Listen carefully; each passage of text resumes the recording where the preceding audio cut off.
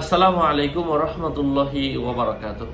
সম্মানিত ভাই ও বন্ধুরা, আজকে আমরা এই ভিডিওতে জানবো নাভির ব্যথা ভালো হওয়ার দোয়া।